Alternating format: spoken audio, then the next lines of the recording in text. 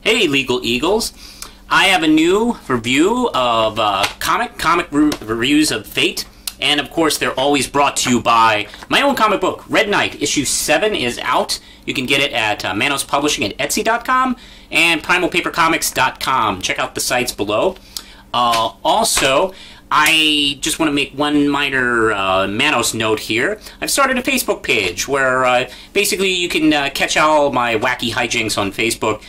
You can check out a number of my videos and my instant reactions to a lot of news. You know, like when something explodes overnight about Ben Affleck or something like that. You can get my instant thoughts without me sitting here making a fucking video. It'll be similar to the days when I had a comic review show with Duke. Those were the days. Anyway, I want to review a new comic, and it is She-Hulk #2. There we go. It is written by, let's see, Charles Soule and Javier Pulido. They are killing it on this book.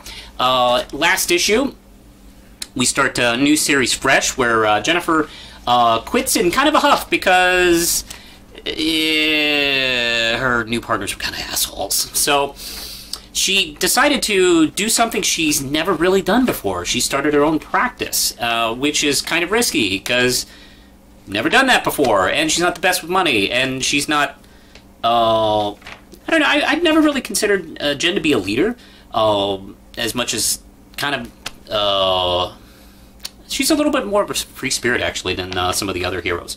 So starting her own business is going to be quite a challenge. Also, we see that, you know, it's funny, we see this note right here in the beginning, and it's not really mentioned. I assume this is going to be coming up later. She's one of the defendants on a lawsuit, which we'll probably be seeing more about, including Wyatt Wingfoot, who is her on-again, off-again boyfriend. Well, anyway, she has moved into this building where it's not that expensive, partly because, let's see, Sharon King, who is the owner of the building, a former mutant, has basically rented out the building to a lot of businesses with people who have kind of special powers, and it's kind of cool. Actually, it almost reminds me of the law firm that She-Hulk used to work for during the Dan Slott days, which specialized towards super human kind of cases. Well, this is kind of, imagine a building where some of the stores are kind of superhero-ish, or at least some of the businesses have that going on. She hires a new assistant. This woman, Miss Hung, who is creepy. I'm not sure why she's creepy. Well, first off, she has a monkey that just stares at you. And she seems to be all about business. She knows she's obviously capable of doing the job, but she creeps Jen out. I know probably she shouldn't give her the job. I generally don't give people work who creep me out, but that's what kind of separates between me and She-Hulk, among other things.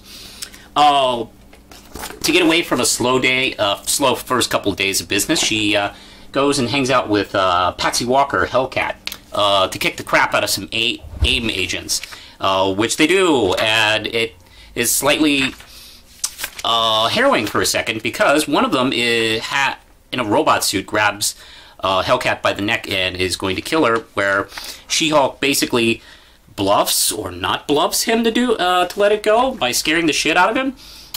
Which is interesting. I rarely see She-Hulk really... Actually, no, she has occasionally gotten mad, but she, you know, hasn't ever gone, you know, this intense! So, nice use of splash page, by the way, guys.